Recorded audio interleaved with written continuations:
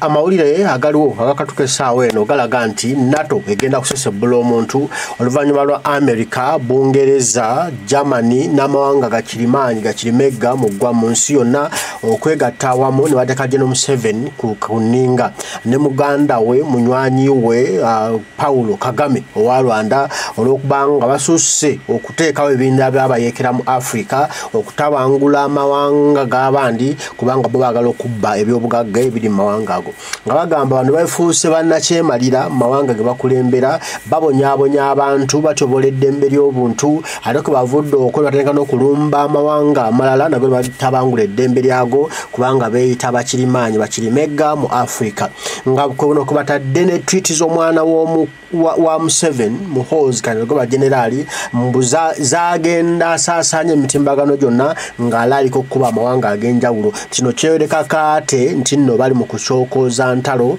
Africa bere evangeli mu ntalo kati nno NATO wezambalidde ku mugongo General Museveni atandise okupampaara. Eno video yasombodde ebikonge okuva mu ggwanga liri mutidde nze bampita Shama Ugandan by descent ndi line yange yonna eri mu Uganda awo mugenda kutubuulira gye mwava. Rwanda, the hub origin ba Rwanda, indigenous Rwandese are coming back to their country. They are coming back. The Hutus are energizing and organizing to take back their country. Muna Uganda, omuhutu wabanga asituse. Ngagamba ensi yaffe tujeddiza. Naffe bana Uganda tugamba ensi yaffe tujeddiza. Bano bagenda tubuulira gye baava. Bagenda kutubuulira gye baava. Okitegera? Ate yatugamba bwokuba n'owuliranga basansa baga bonna ng'omanya weewo bongere nga tebanaddangulu be bano bonna abakomentinze kweyo video yasitudda ebikonge naye kaakati gamba buulire ze tatugambangako kusirisa yakugamba bongezi munna Uganda saagala nnyo batambuliza mu present events kubanga present events zino tutuuka ate ne zituvuuka diversion gye tubeeredde mu zi diversion zino ez'okwerwana wano Nairobi process eri active nakirabye jjo nange Nairobi process, it is active. Kakati muna Uganda, njaka tusoke tudetundeko mu Nairobi process.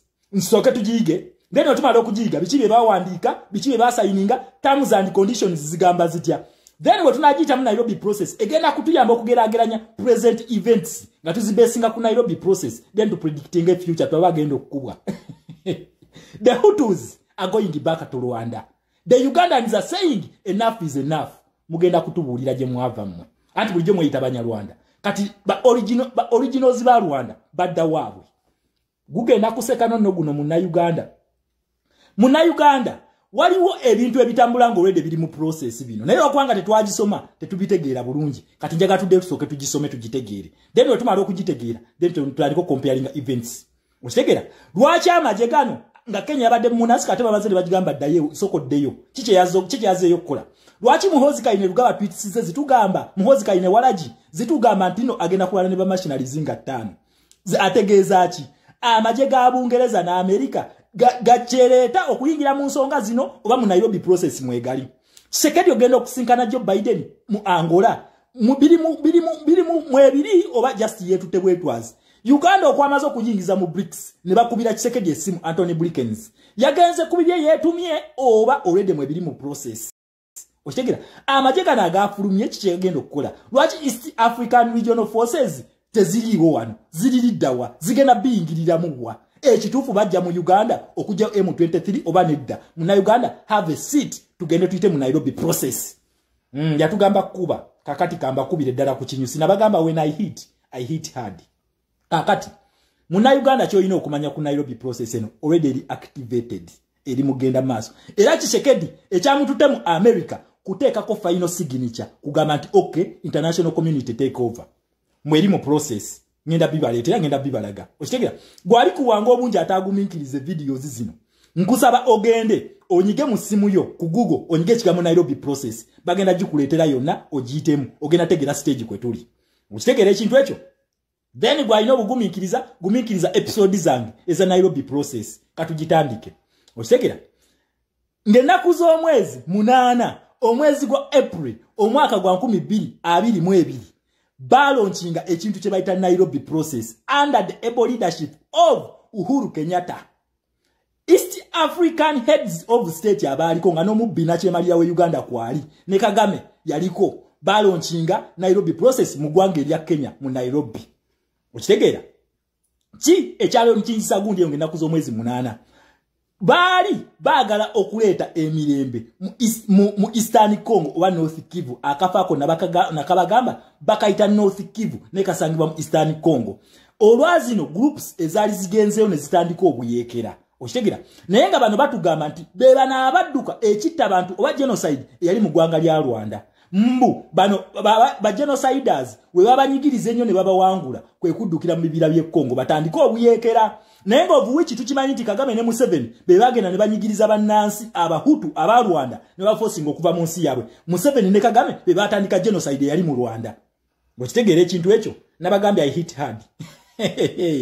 And mujja kumpulira. Okitegeera kati group zino mbuwe zagenda Kagame yazituma FDLR mbu bagala kumulwanyisa mbu bayekera bakoze front against Rwanda. Wabula ate ne mu Uganda ekibinja kyekimu Museveni yakituma ADF ne FDLR tewali njawulo bonna be ba M23 naye Museveni kino yajiita ADF kusiriwaza abantu mwe bali be yagoba mu Northern Uganda under the leadership of Joseph Kony ne bandukira mu bibira bye Congo. Njagala mujjukeko ba Uganda nga bakugamba ntino bakubye Joseph Kony okuva mu Northern Uganda na ayingire Congo.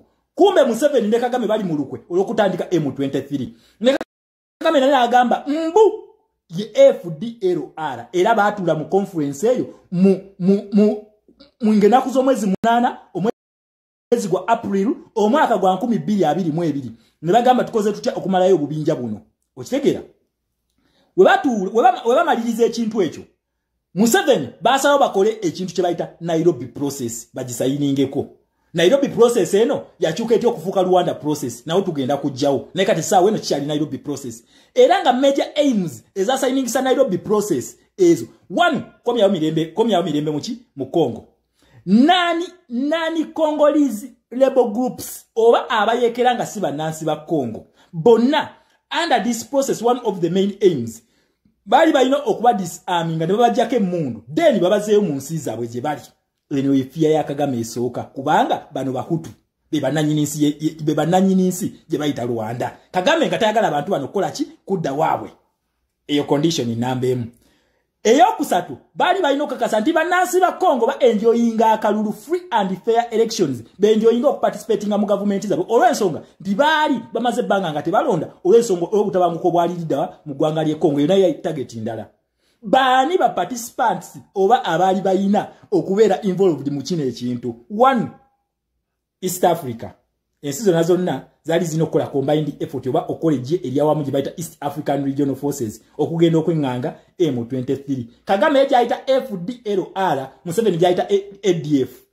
Okitegeera number 2 bali bayina okulemberwa ejje lya Congo nga liri mu lead ejje lya Congo nga liri leadinga olutabaalo luno. Number 3 bali bayina okufuna support from the international community mu Uganda wano wetuli. Omumerika okuyingira mu bintu bino si kyereeta mwali mu Nairobi process. Omungereza okuyingira mu bintu bino si kyereeta mwali mu Nairobi process bamuteekamu. Okitegeera ekintu kino kati amaje gano we gagendayo olw'okubanga Museveni ne Kagame be bali baliida bakino ekintu njagala mujjukire Museveni yatta abantu baffe. Okitegeera yatta abantu baffe n'atugamba agenze kuba ADF mbweri mu bibira bye Congo. Museveni ne Kagame tebagendayo kulwanyisa M23 kubanga akabinja kaabwe. Museveni yagendayo kulwanyisa ADF wabula Kagame naye yagendayo kulwanyisa M23 yagamba yaliyo kulwanyisa FDLR baliyo. Era mu regional forces ezo balibo baliyo nga bakola comedy. Yensonga lwaki mwala bakine ekitamivu nga bakitutte kyakuba emiti amasasi ne kireeta ebidomola n'amasigiri n'ebijaketi mbe bajje kuki bajje ku M23. Okategedde akantu ako nabagambye tuli mu Nairobi process ngenda gisensera paka jena gwera mugenda kumpulira. Okitegere ekintu kino kati munnange ebintu bino bigenda mu maaso batandika okugira Kagame ne Museveni tebagendayo kulwana wabula nga bongera ku empoweringa kati kabinja kabayekera ekyanyiza Tshisekedi n'agamba East African Regional Forces zimuliddemu olukwe kaleete Sadaka naye Sadaka was seen as a threat to the US interests. okategedde nga Sadaka eno mujjukire ebibinja byali kwaliko Abarasha kwaliko Abamerika kwaliko Abachina kwaliko Abafaransa nga je bali babba Congo naye Sadaka eno mujjukire mwali mu South Africa is a member of BRICS kati nga amajega Sadaka gano weganajja ne gatekinga action nga America egenda kukola kikufirwa America kwe kwefulia buli obubinja under the Nairobi process olwensonga nti bebali mu control ya East African region basalawo ne bakola ki ne begata ku Congo ne bagamba Tshisekedi akoleki bagenda kulwanya mabegawe ba activating Nairobi process okitegera naye bateekawo peace kubanga bano kuba basoka ne bakuwa peace kyatuletera birth of Rwanda agreement mu mwezi gwa November omwaka gwa 2022 na Rwanda process bagireta as a peace deal okulaba ntino bana abantu bafunawo okutesa era mu Rwanda process nga bazeeyo Tshisekedi yagamba Kagame yali emabegaga M23 wabula tufuna UN reporting egama Museveni ne Kagame bebali mabegaga M23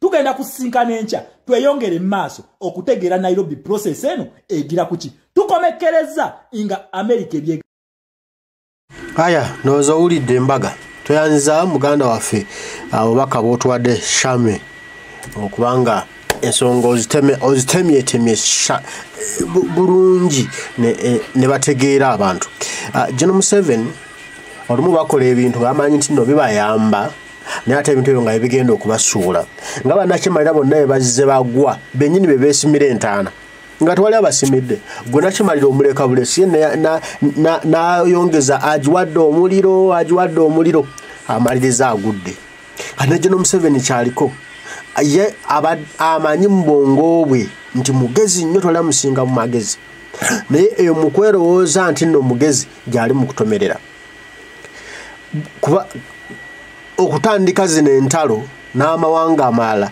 n'agenda nga aziyingiramu azikola kino eyo gyagenda okutomerera gw'ennume y'ekigweri gye bayita Sadida ennume y'ekigweri gye bayita Buloolo okitegeera yejjuse ng'ayingira omwala gwe bwayise tibannange mu nnyamba enfa abasajja bantwala oba onfuna essaawa ye ejja gino emyaka gyatuusemu General Museveni ali mu biseera bye byakawungeezi ate ebiseera byakawungeezi ali mu bizannyiramu omaze okusembereza omuzigo omuliro gusaanuka bwe ali General Museveni ali mu kwesembereza muliro natto tesaaga